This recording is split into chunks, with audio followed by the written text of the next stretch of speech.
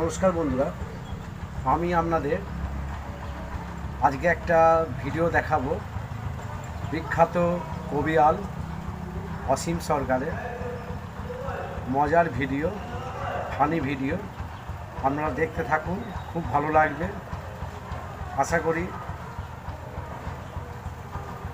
আমার ভিডিওর সঙ্গে থাকুন, আপনাদের আমি দেখাচ্ছি সেই ভিডিওটি। খুব মজার ভিডিও। আর কব না, বুঝে দেখো এবার যদি ওর উপরের থেকে হাত উঠে যায়, হাত যাবে কোন জায়গায়? আমার না এসব বাজে কথা ভাল লাগে না, আমার লজ্জা করে কেমন সত্যি ভাইরি।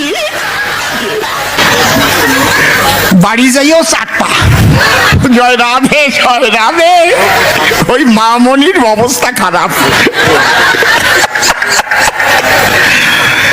আর যারা সাধু সঙ্গ জীবনেও না করে ওইগুলোর দ্বারা ক্ষতি হয়। বুঝতে পারছেন কি বলছি?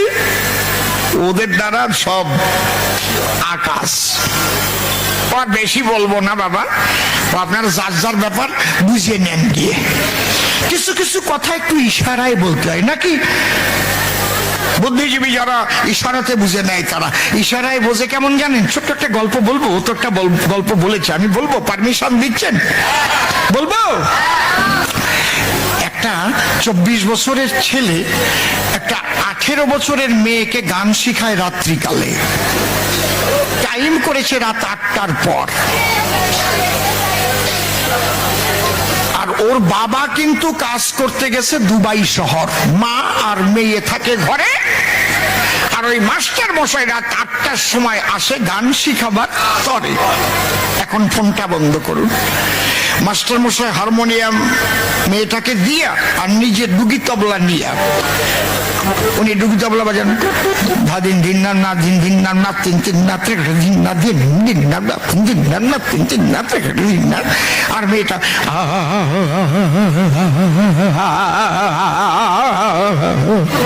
বেশ একটা ঝুমুর উঠে গেছে। এই টাইমে ওর মা রান্নাঘরে আসে আর ইলেকট্রিক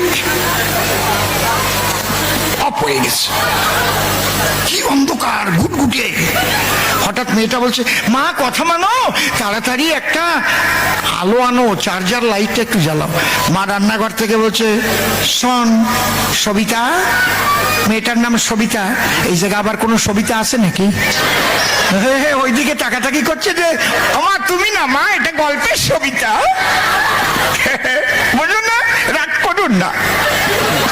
ও মার বলছে, সবিতা মা শুনে নে আমার একটা কথা, আমার আলো নিয়ে আসতে যতক্ষণ লাগবে তোর মাস্টার মশাই যেন ডুগি তবলা বাজনা বন্ধ না করে। আর কব না, বুঝে দেখো এবার যদি ওর উপরের থেকে হাত উঠে যায়, হাত যাবে কোন জায়গায়? আমার না এসব বাজে কথা ভাল লাগে না, আমার লজ্জা করে কেমন সত্যি ভাইরি। কি ইশারায় কাফি। মেয়েটা বলছে, মা অন্ধকার ঘরে ডুগি তবলা বাজাবে কেন? মা বলো না। আমার বলে, চুপ, একদম কথা বলবি না। বুঝিস তো বোঝ, না বুঝিস তো মুখ বোঝ। বাজ না যেন বন্ধ করে না। দিন দিন না না দিন দিন না না তিন তিন না দিন না, কোনো হাত যেন কামাই না যায়। দেখেছেন কায়দা করতে? ওই মামনির পেটে ব্যথা উঠে গেছে।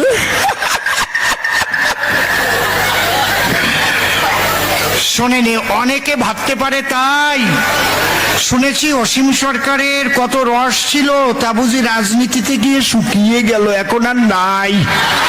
ওই রকম না, অন্তরে করুন ধারণা, বান্দর বুড়ো হয়ে গেলেও গাছে ওঠা স্বভাব যায় না, অত সোজা না।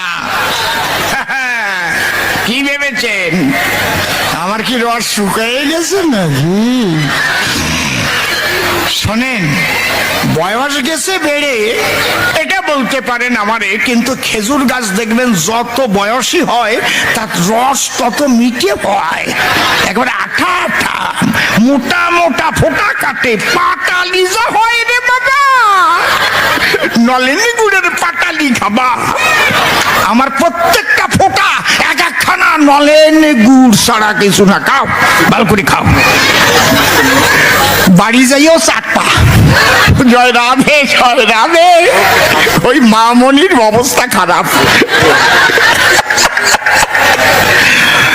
চুপ করে থাকেন সবে, মাঝে মাঝে একটু রস তো দিতে হবে নাকি? তাই না হলে যুবক যুবতী যারা কবি গান কেন শুনবে, তারা মনে মনে ভাববে তাই এ কবি গান দিয়ে দরকার নাই, আমরা সিরিয়াল দেখতে যাই। কায়দা কত অন্তরে করুন ধারণা, এই রস দিয়ে রাখবো ধরে যাতে না যেতে পারে টিভির পর্দার ধারে, একজন উঠবে না।